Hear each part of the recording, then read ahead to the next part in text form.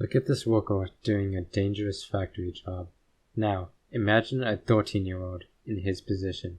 All around the United States, child labor is making a comeback. Factory owners are violating laws, and lawmakers are trying to weaken said laws. What is going on? Hey, I'm Jonas Berahovich, and you're watching War, Writing Our Amazing Rights. Child labor. Not only is it morally despicable, but also internationally illegal. It violates the right of good employment, and is also banned by at least 3 different global conventions, and outlawed federally in the US by Roosevelt's New Deal.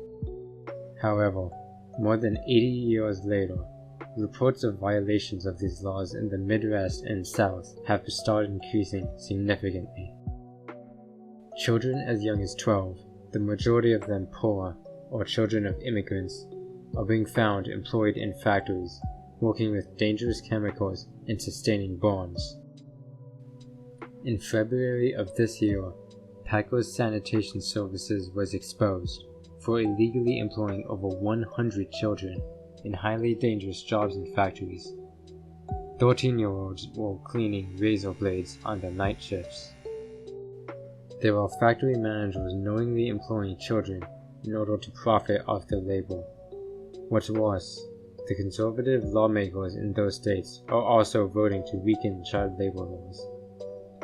This is Oscar Lopez. He's in 9th grade, but he skips school. Not to hang out with his friends, but to sleep off exhaustion from a 14-hour overnight shift at a sawmill. So, where is this all coming from? It may surprise you to know that opposition to child labor is a relatively new thing in human history. Up until the 1900s, the popular sentiment was that children were just future laborers for their family.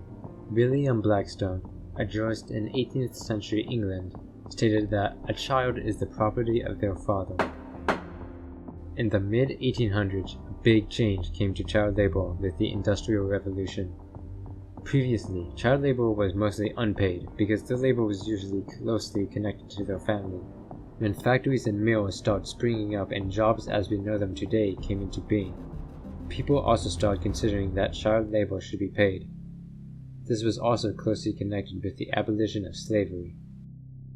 By 1900, about 1 in 5 children in the US were employed. However, an interesting discrepancy was arising. More and more, the child workforce was composed of immigrant and poor children. This was because rich, white families didn't need to have their children work.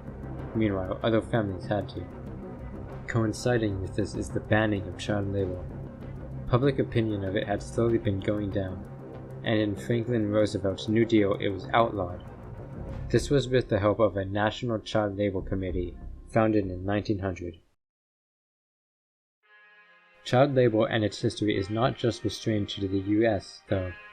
For most of history, it has been everywhere, and the colonists who came to the US got the practices of child labor from Britain. In fact, the history of child labor in the US and Britain is very similar. When each country industrialized, it became more severe, with factory jobs and exploitation, and then that caused pushback and eventually led to its banning. Britain was the first country to industrialize, and so was the first country to ban child labor. Then, it, along with other developed countries, passed laws to ban child labor internationally in the 1900s. However, these laws have not proved to be effective. Globally, 1 in 10 children are employed, many of which work dangerous jobs. The rates of child labor are higher in poorer areas. In Africa, 1 in 4 children are employed, and they make up 10% of the labor force in the Middle East. Outside of America, child labor unfortunately often goes hand in hand with trafficking and sexual exploitation.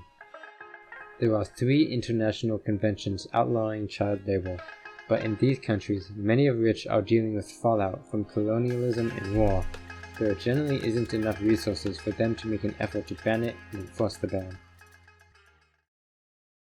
So, what can you do about it? Well, child labor was banned before, and it can be banned again. You can spread awareness about the ongoing violations of child labor laws. Tell people you know about it, or refer them to articles written about it. If you're in a state where the lawmakers are trying to weaken the laws, you can also give them a call and a piece of your mind. You can also donate to charities who are trying to stop it, such as Human Rights Watch. Human Rights Watch is a non-profit organization dedicated to stopping violations of human rights. It is active globally, and it has made efforts to stop the return of child labor in the US recently.